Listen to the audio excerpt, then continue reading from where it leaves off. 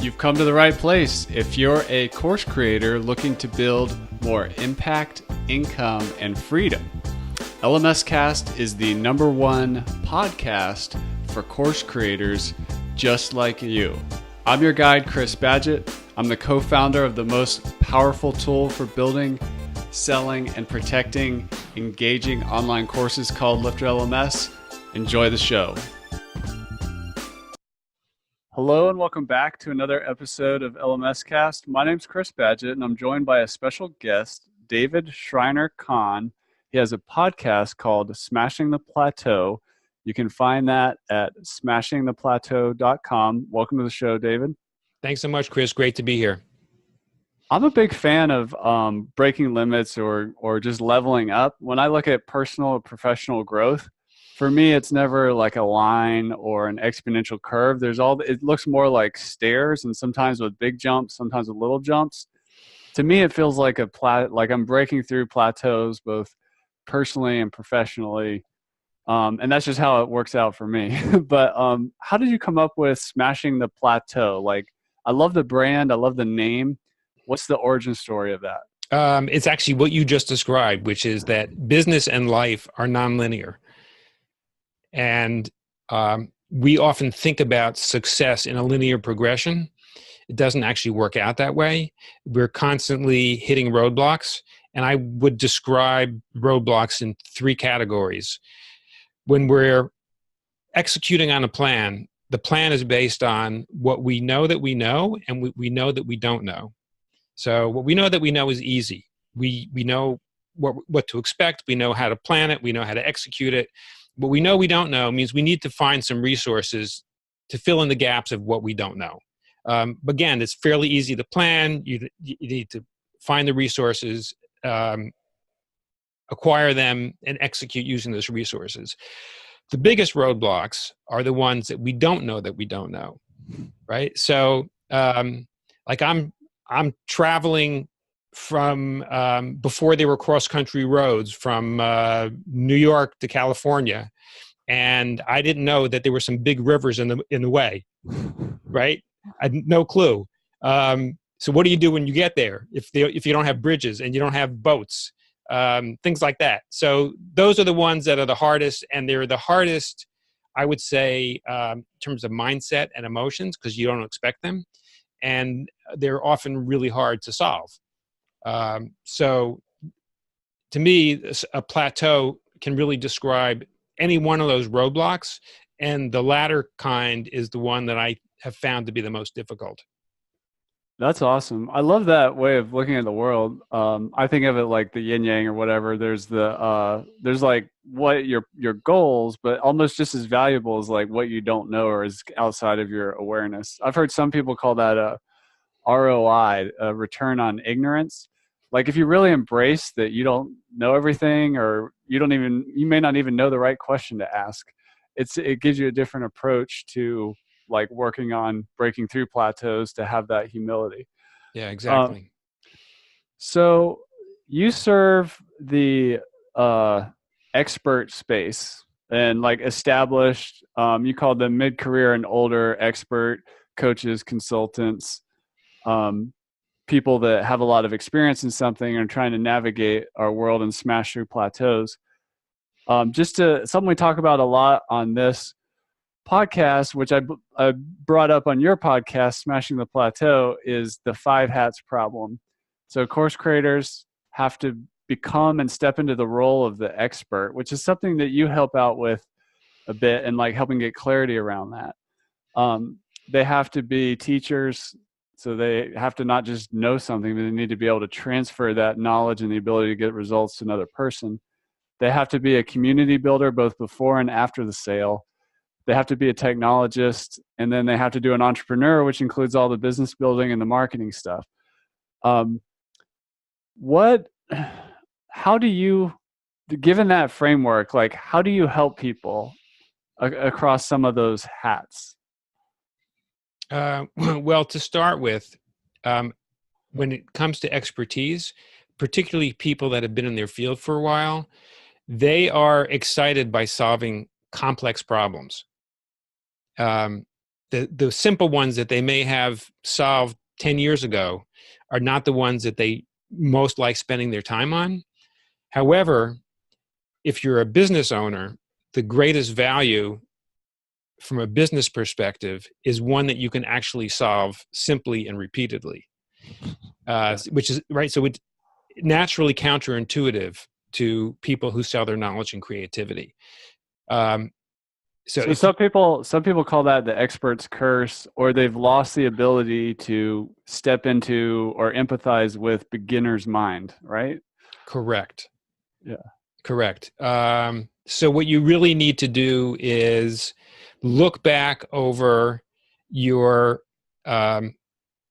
particularly your recent business history, maybe the last several years, and see, kind of map out your clients and look at who the best clients are that are easiest to work with and are the most profitable.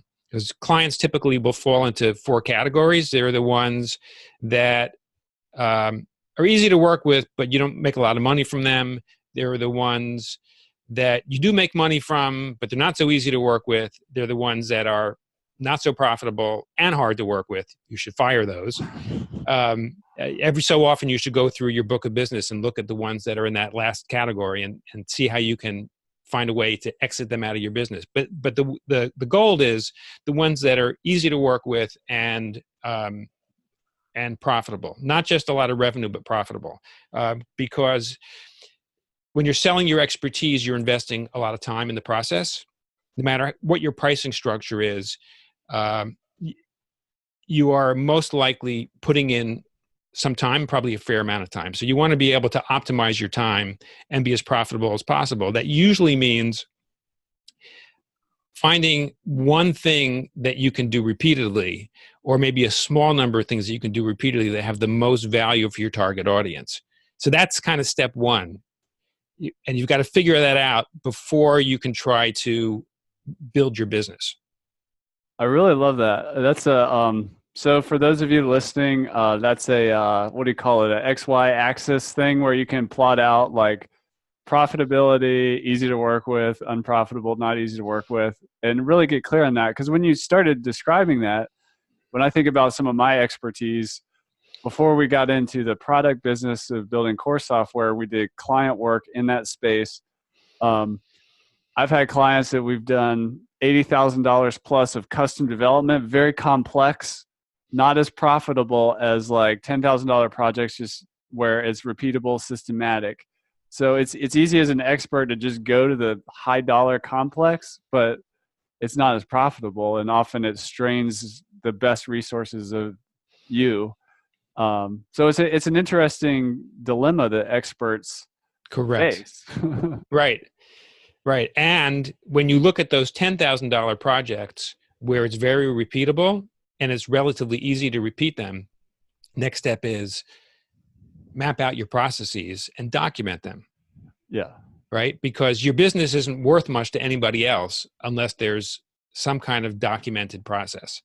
And in reality, what people pay the most for in the expert space is learning your system, right? So you have a system for creating courses. And for somebody who has never created an online course, that if they can learn your system, whether it is through one-on-one guidance or through group guidance or just accessing written or audio or video material, that will accelerate the timeline for those clients, and it's worth money to them.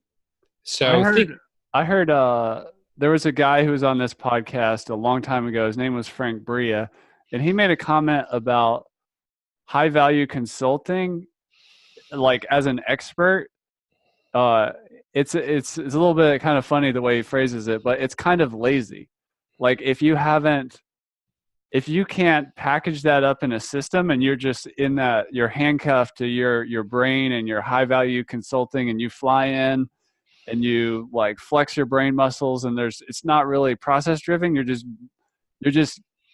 building business based on your expertise without slowing down and looking at and creating structure underneath it and repeatable processes, it's actually lazy behavior. But if you're a high paid consultant, it's hard to get out of that or even be open to that idea. Yeah, well, keep in mind, any kind of transformation or change that you're trying to make for yourself or your business is not going to happen overnight. It's going to take time. And you may want to make a major change in the way you're doing business because you realize it's not working so well for you. But you still have to keep going on the current road, and you still have bills to pay. So don't make yourself nuts that you have to throw everything out and change everything all at once. It's better to look at what kinds of steps you can take and in what order and with what timelines so that you can actually do it effectively. Yeah, that's awesome. And speaking of that timeline, I get this question a lot, and I see a lot of course creators running into this. If they are like in your audience, like kind of mid-career and older, they have a successful day job or their own business doing consulting and a lot of this high-touch, complex work. They tell me that they just can't carve out the time. There's no extra time. So I don't really have a good answer for these people about how to start getting some time, even if it's small.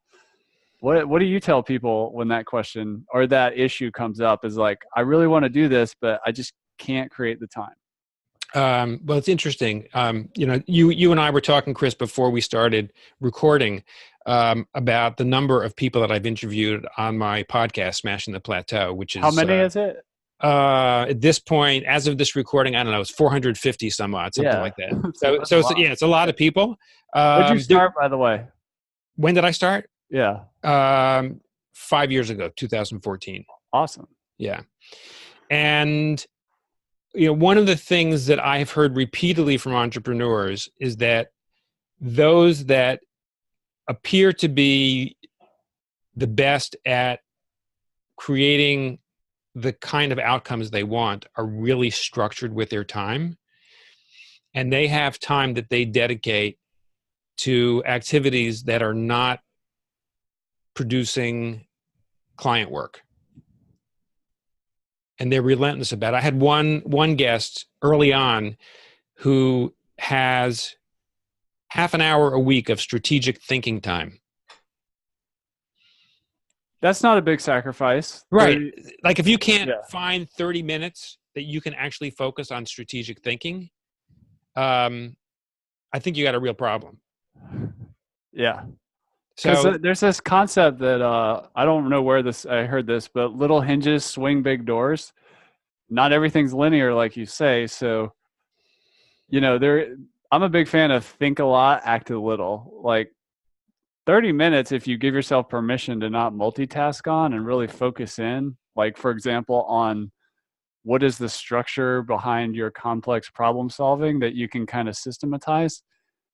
If you can eliminate distractions and really focus on that, like even once a week in like 3 months, you might have something pretty solid there. Yes. And also speaking of sort of multitasking and planning your time for anyone out there who has not read the book, The One Thing, I encourage you to do it because it talks about essentially how you apply the 80-20 rule in business and in life, that 80% of our success comes from 20% of our activities. How do you reverse engineer your use of time to create the kinds of successful outcomes that you desire in every area of your life, not just business, but relationships, spirituality, health and wellness. It's a worthwhile read. That's awesome. I'm in the middle of that on an audiobook right now. And it reminds me, I think back to a classic productivity book called Getting Things Done by David Allen. I remember listening to that on my audiobook when I'm super busy. My kids were super young. I'm walking the dog, I'm doing the dishes, but that, like, just by investing like maybe 4 hours in that book spread out over like a couple weeks, game changer. Yes. Yeah. That's also a great book. Yeah. Yeah. And I still use a lot of that stuff like all the time. So And there's some very simple principles, but if you can follow even some of them, you'll be ahead. Yeah, totally. Um, Another thing you mentioned is the importance of market research. Like if we're strapped for time and we want to be very strategic with like how we're going to move and who we're going to serve, how do we do market research? Like I like the idea of like doing the inventory on clients you enjoy plus profitability. But what else can we do to understand our market? Because sometimes we're so close to it, we don't even think about that. But how can we be deliberate? So we should have some set of questions that we ask our best clients and customers, and have a schedule for doing that. Like if you have a kind of business, a consulting business where you have long-term clients, maybe you want to have schedule a meeting with your client contact once a quarter, where you just talk about how it's going, and also you should have questions that probe, like, what are they really struggling with, and if a particular kind of problem could be solved, how would they feel, and what would it be worth to them? You'll probably uncover some unexpected opportunities that are mutual opportunities. You have existing clients with a good relationship. They know, like, and trust you. They'd probably be happy to have you solve a particular problem. You just have to ask them what that problem is. And a lot of people don't do that. So that's kind of step one, is just existing clients. One of my past clients who served other businesses had a comment that your clients are not in the witness protection program. Like talk to them, like outside of just delivering the service, like probe them, find out how else you can add value, or what they're struggling with. Yeah, and I find that if you ask them, they tell you. Yeah. So that's with existing clients, and then with people that aren't yet clients, or they may not become clients, but they're in your space. Have some dedicated time set aside to actually have one-on-one conversations with them. I mean, one of the things that I do is on the homepage of our website, smashingtheplateau.com, I have a button, Schedule Time with David. And I'm willing to give people 30 minutes to hear where they're at, hear what their problems are, offer a few tips. If it turns out that they can be a client, great. And if not, that's okay too. But I'm also learning about the marketplace at the same time. So it works both ways. It's important for them to get some ideas, and it's important for me to hear from people who are out there who are not currently clients.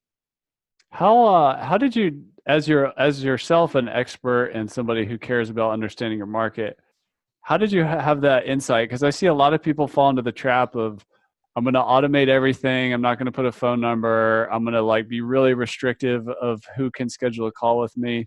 For example, like I have a Calendly link on my Twitter bio for 15 minutes. I'll talk to anybody. And the reality is, and I do have like, there is some constraints on my calendar of how many 15-minute calls can be scheduled. But I feel like I'm naked without that feedback loop happening. Even with existing customers, I'm like, after a certain amount of time, they get a link to have a conversation with me if they want to. And I'm trying to serve them and remove any friction that's left over. Invaluable. But how did you come to that insight and not fall into that trap of, I'm going to hide behind the website? Well, for one thing, I like talking to people and asking questions. So it's something I naturally do. And I've heard this repeatedly from my podcast guests, particularly the ones that are the big names. The ones that you think are the most inaccessible, they all carve out time to talk to their ideal audience. Before they launch anything new, they spend a lot of time in that space doing a lot of market research, and they also will beta test things with a small group before they launch anything. Yeah, they don't publicize that necessarily, but I've heard this from them over and over again. Yeah, they're doing the piloting and the beta testing, and specifically for course creation, I say there's like a real danger in going in what I call a course creation cave. And some people disappear into the cave for like a month, 3 months, a year, even 2 years making something without any kind of feedback loop open. or beta testing or piloting with real people that are in their target market is very dangerous. You may get lucky, but in my experience, most people who take that route fail. I wanted to ask you about um, in the expert space, courses and membership sites are one thing. I have a concept called Course Plus. Like, in order to get results for people, it's not just about the course. Like, and for every industry, it's different what they might need. Because you can have a Course Plus, and I'm just going to list off a bunch. You can have services, done for you services, masterminds, group coaching, private coaching, other products, um, live events, online events, uh, social communities that help people not feel so isolated as they work through this issue or chase this opportunity. What? Let's talk about that specifically in context of your focus on multiple income streams and having a long-term marathon multi-year plan. If you haven't done any of those, pick the one that's most comfortable for you and that's easiest for you to actually perform and start there. Yeah, for me, as an example, like I'm more of an introvert. Like I'm not going to lead with live events. I may do that later, but I'm not going to lead with that. Like I would do more like group virtual coaching, which I like in smaller groups. So like I'm not saying do them all, but I think that is really important. Like you got to play to your strengths. Exactly. And by the way, you don't have to do them all. Just Yeah. because you see other people making money in all of those areas doesn't mean that you have to build a business doing all those things. Like for me, I like one-on-one conversations and I like asking questions. So for me, a podcast is like a natural. It's really easy for me to do. It kind of suits who I am. And I actually really like the intimacy that audio conversations create. It's interesting. Like you and I are doing this now on video. It's very different than doing this on audio. You were on my show recently and we did it audio only. We didn't see each other. It's a different experience. Well, that's because I'm a marketer and like I'm not going to miss out on the opportunity to get some more stuff on YouTube. But yeah, it is. There with podcasting, I found that like just observing myself as I listen to podcasts, I have a pretty deep relationship with some podcast hosts that they have no idea who I am, but they've been in my ears for years, and it's very powerful. Like if you're an expert coach, consultant type person, I think if I had to pick one, the podcasting skill set, at least for like getting that momentum and start creating content, I found it to be a phenomenal tool. Right. And part of the reason I think why is because as a consultant or coach, the better your listening skills are, the better you're going to be able to connect with clients and solve their problems. And podcasting really trains your listening skills. It does. Can you tell more on that? Like, how does podcasting do that? I find that people who are good podcast hosts have they have a rough idea of some of the things they want to cover. They have a place where they want to start a conversation. They're listening for cues from the guest. This is like in an interview-based show, listening for cues from the guest and constantly probing to go deeper. One of the people who's one of the best at it is Terry Gross from Fresh Air, who, if you listen to her show, she has a remarkable ability to enable her guests to feel comfortable enough to be quite vulnerable in what they discuss. And I know she's not out to trick people or to move them in any area where they're uncomfortable. Her goal for the show is to have guests as comfortable as possible. Yet her listening ability really extracts a lot of great detail from guests. Yeah, listening is a big part of coaching and consulting. I think that's especially with new coaches or consultants, or if they're transitioning from into the online space to try to scale, it's challenging to not like kind of rush in with all the answers and the plan, but to really sit back and listen and personalize.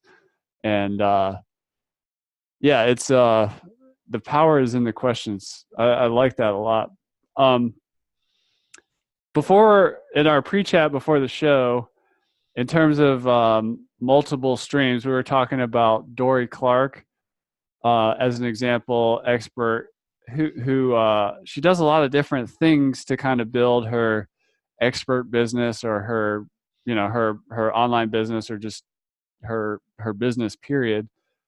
What kind of what do you see as like, why has she been successful at that, and what are the pieces that she put together or others like her that work that you've seen? Yeah. So in Dory's case, and Dory's been a guest on my show more than once, and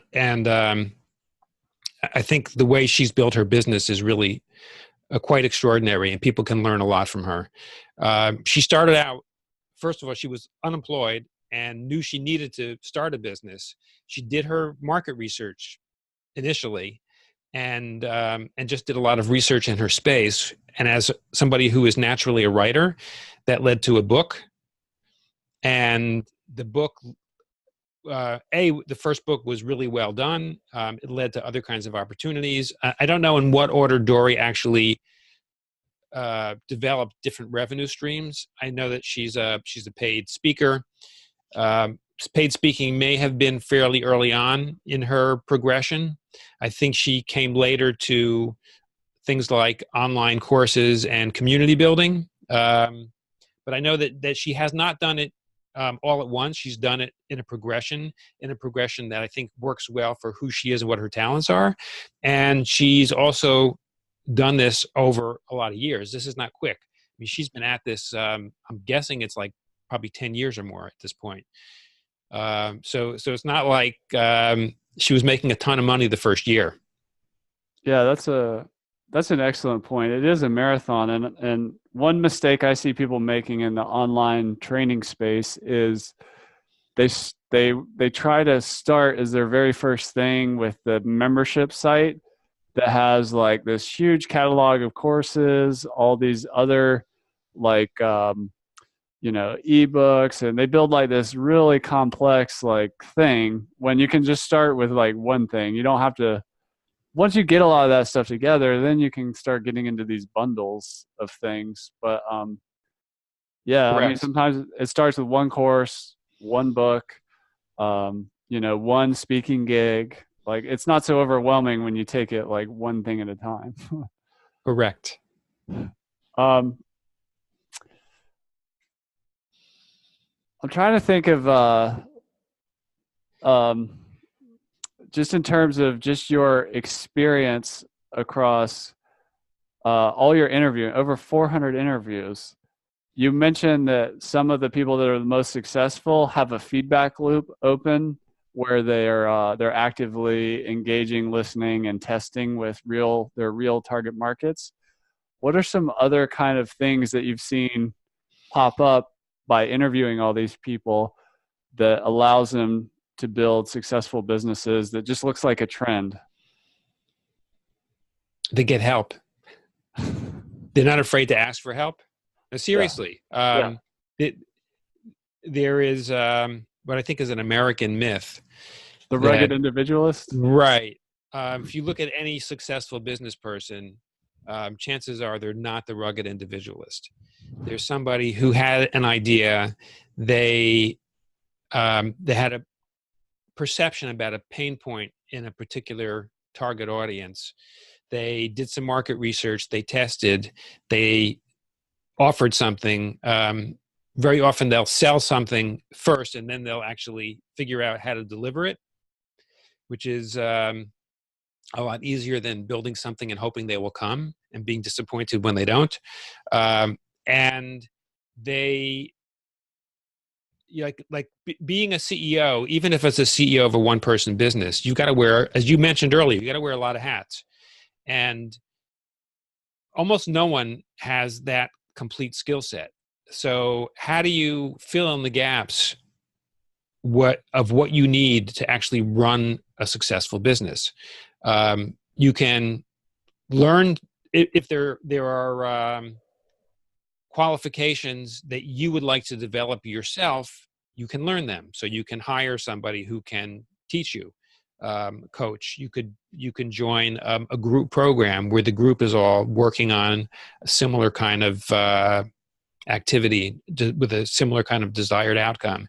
You can hire team members, and even if you're a small business, you don't have to invest a lot of money in team members. I know, for example, people that have, like in the podcast space, there are some people that actually do everything related to their podcast alone. And in my business, we've, I'm trying to think, we've almost never had only me doing everything related to the podcast. There have been some times when I've had my hand in a lot of it.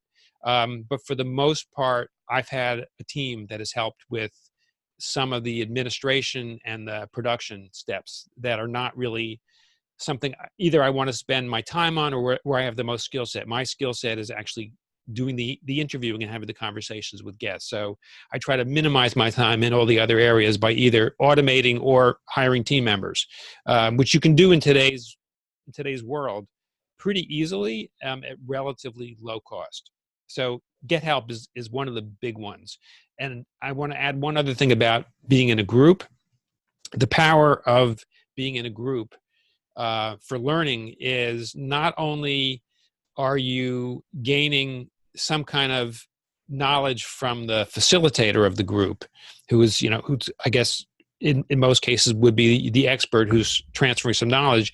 You're also getting both feedback and ideas from the experiences of the other group members. And if you think about how innovation often happens, it's like you're learning something that might have been applied in a different industry, as an example, and you're applying it to your own niche.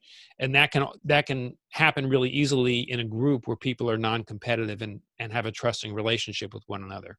So what I see from people that I've interviewed, they spend a fair amount of time getting help. That is really awesome. And I actually just want to restate some of the things you just said, because there's, I'm trying to mine as much value as I can out of you. And then therefore out of the 400 people you've interviewed, 400 plus.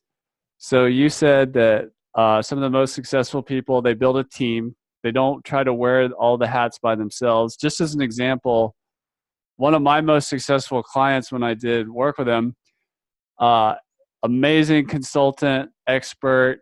I helped him come online. My company did, not just me, with an online presence, really helped him scale. But he had three assistants. He had like a video crew.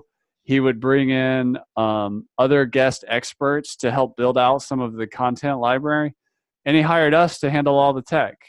So like, he was our most successful client. He's still in business today. Even though he paid a lot of money, he got 10 to 100 times the value out of what we charged him. But it wasn't just because of us. It was because he had an A team. And but he started small and slowly added team members. I don't know his whole trajectory because we came in after he was kind of in motion, but I'm sure he started with just like one assistant. You also mentioned the power of validation and just saving time to make sure you validate. You mentioned having an open mind and humility around the gaps, like what are you honestly not good at, or where might you have a blind spot that you're unaware of. You mentioned using automation and good processes. Mm-hmm. As a side note, this whole podcasting thing, I'm at 250 episodes or so, and all I pretty much do is the live call, and then I have a process. This is like a side thing for me. But if I did all the work on it, it would take up too much time, and then it wouldn't be worth it. But, I have like 3 people that help with it. You mentioned learning from different industries, which I find a really powerful insight. I'm constantly studying even things as different as like biological nature processes and see it. And sometimes you get an idea from some like ecological process that's running that you can apply to your business, or maybe something from sports or whatever your hobby is that you pull out like a business insight from. Like being a what do they call them? Like a polymath, and just like learning, loving learning across different things. It all compounds on itself. And you also mentioned the power of group learning, which is a thing I'm a huge component of, and social learning, and just getting with other people on the journey, whether that's masterminds, online communities, in person, however you can do it, one-on-one friendships, all that stuff is super powerful. But since you were giving all the wisdom from 400 plus episodes, I want to make sure to put a summary in there. Do you have any other comments on that before we move on? Yeah, actually, I have a couple other that I thought about with regard Okay. to team. Yeah. One is when you delegate. Actually, let me back up a step. Entrepreneurs are notorious for the bright, shiny object syndrome. Yeah. So, like, I have a new idea that I'd like to roll out, Okay. and I may start on it, but when the next new idea shows up, I drop it. Yeah. When you delegate, it forces you to be accountable. Like if you hire a team member and you meet with that team member once a week, you get feedback on what they've accomplished over the previous week, and you strategize and create a plan for the following week, then you're creating accountability right there. And it's actually accountability for the implementation of your ideas. So that's really powerful. Second thing I would say is, as you're thinking about either starting or growing a business around your expertise, if you design the business in the way that it will run without you, you'll be an awful lot more profitable. Because as experts, we're used to being the ones to solve the problem, but that doesn't scale, right? So if you want to do things like online courses and build community and all these other things, what you're really doing is you're designing a business that's going to run without you. But you can actually think about, how do I solve my ideal customer's problems over and over again without me having to do it? And if you have that mindset from the beginning, you're going to be way more profitable.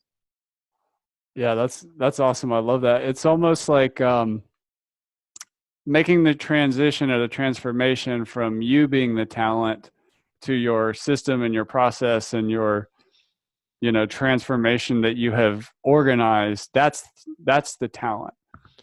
Which also means, by the way, Chris, you've got to leave your ego at the door. Yep. It's hard for people to do. Yeah. Yeah, one of the things that helps with that is a mindset that I've learned called failure is just a learning opportunity. So embrace it. If you love learning, like I don't know, like some people say, what is it, fail fast or fail a lot. There's a lot of like kind of buzz phrases out there, but if you do your market research and you're strategic and you're committed and you're passionate, you are going to have failures on the way, but don't let that like, just treat it like a learning experience, not like a this huge negative event.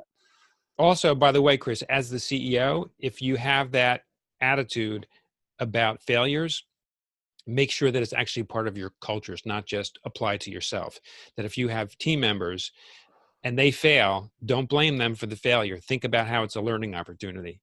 If people repeat the same failure over and over again, it's a different issue. But if they have a failure once and they learn from it, that's a different story. Because if you create a culture where it's a blame-oriented culture, then people are going to be reluctant to take calculated risks. Yeah, that's awesome. I love that you bring that up. We do that kind of in our weekly meetings. I like to push and bring up like failures, and I usually lead with myself. Like, I really just blew a bunch of money on this advertising thing. I ran the experiment for the month. I set it up so that we could track whether it would be successful or not, and I just totally bombed and failed on that one. And then I'll pass it over to the team to like go around the table. We can learn together and move on. It's almost like you just have to be like clinical about it and not take it personally. Like, this thing, I tried this experiment. These were the variables that didn't work. Should we, like pivot on that, try to tweak the dials, or just like throw it in the trash can? Or maybe we didn't instrument the experiment well enough to even tell if we're successful or not. So maybe that's the problem. I don't know. But I love that comment about embracing a culture of failure. You also have like you focus on helping people unlock recurring revenue in a way. What are some of the things you've learned? Like in general, like in the online course and the membership site space, a lot of people want recurring revenue. To do that, you have to have recurring value, which some people overlook that fundamental. But like, what do you see as some tips around creating recurring revenue? Rather than think about how do I solve the particular problem that my client is facing today, think about what aspect of that problem does my client face every month, every week. So recurring problems. Recurring problems. Yeah, you can't provide recurring value unless there's a recurring problem. Right? Yeah. It's like the plumber comes to replace the boiler. That's a one-time fix. Yeah.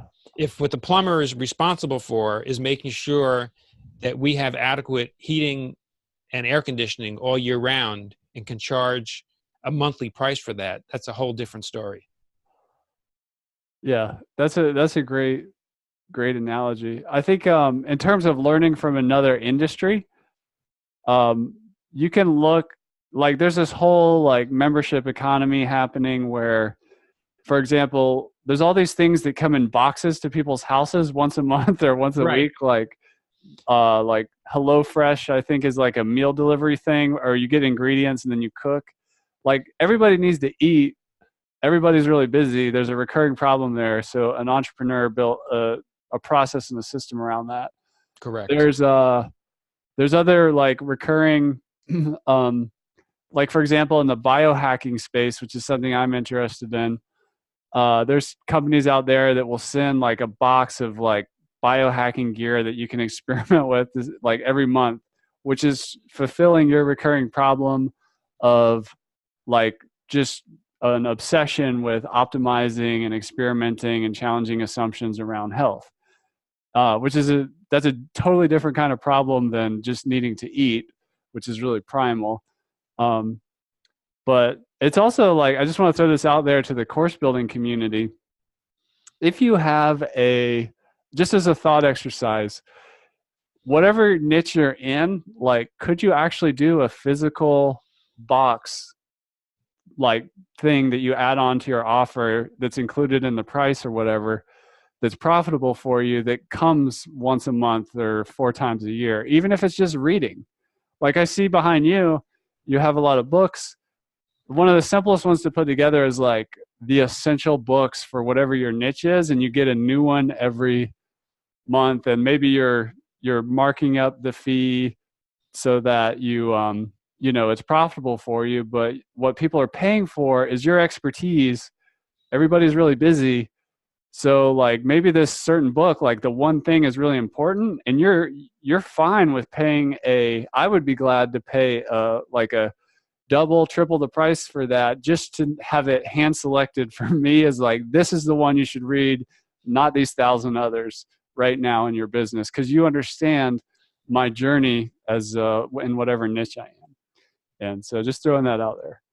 Anything else on recurring revenue before we do? That's a great one, actually. What you're talking about is curated content. Yeah. Like a lot of people think about like newsletters as like a free thing you do for content marketing and building your email list. But I'm a member of some paid email newsletters that like I get a ton of value out of, and I'm happy to pay. So I'm paying for the curation, and it's so relevant to like some very tight niches that I'm in that it's a no-brainer.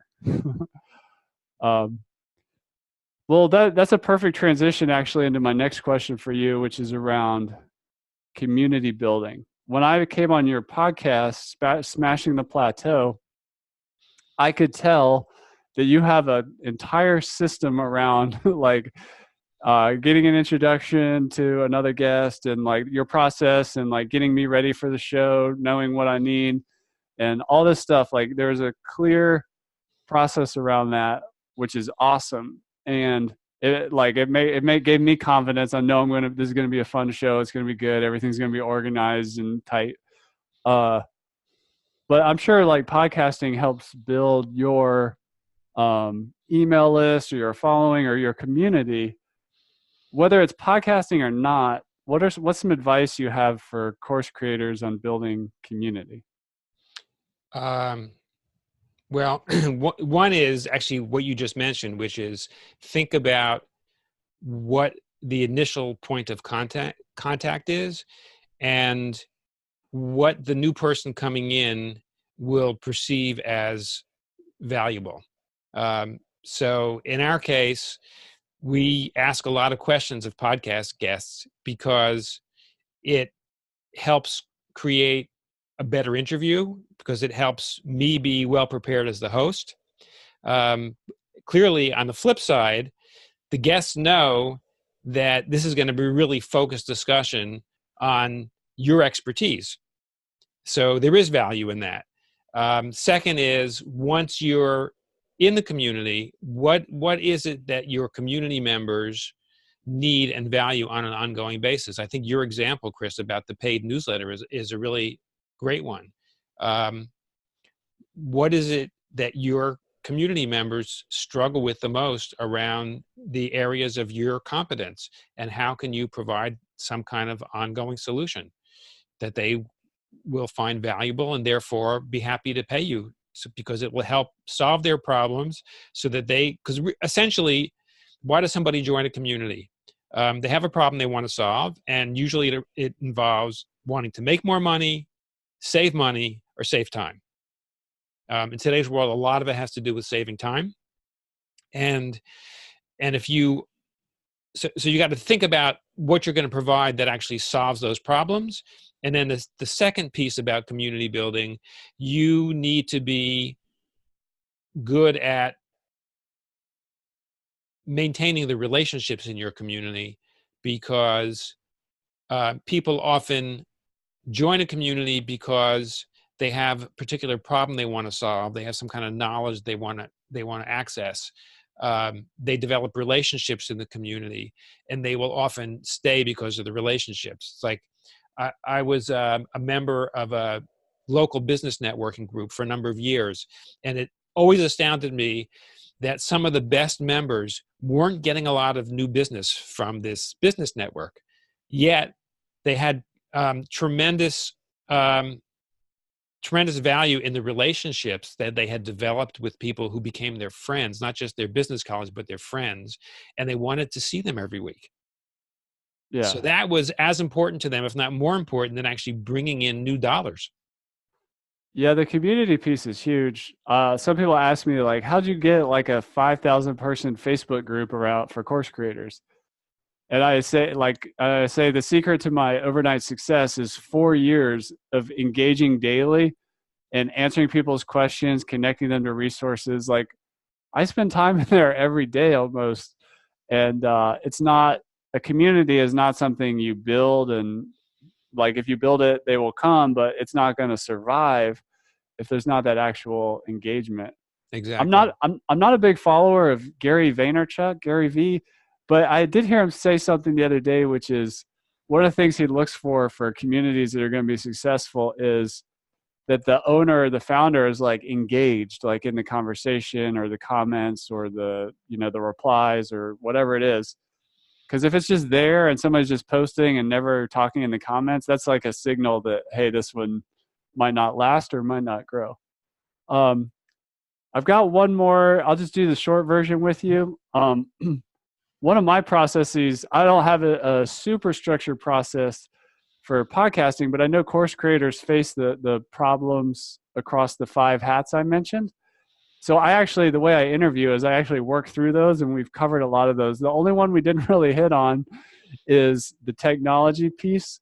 So whether it's like hardware or like a computer program or something you set up in your office to make it productive, what's one like technology piece that helps you as an expert in your own right?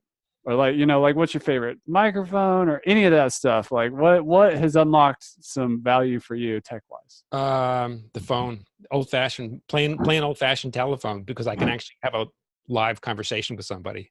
It's so underutilized today. People are afraid to pick up the phone and call people. Yeah, and I'll just add to that, like if you integrate your Google Calendar and you integrate something like Calendly or Acuity or whatever, you don't have to spend a lot. You can protect your capacity while automating all the back and forth of having to schedule all that when it's convenient for everybody. So that's a great tip to close out on. David Shriner-Cahn, he's at smashingtheplateau.com. Check out his podcast.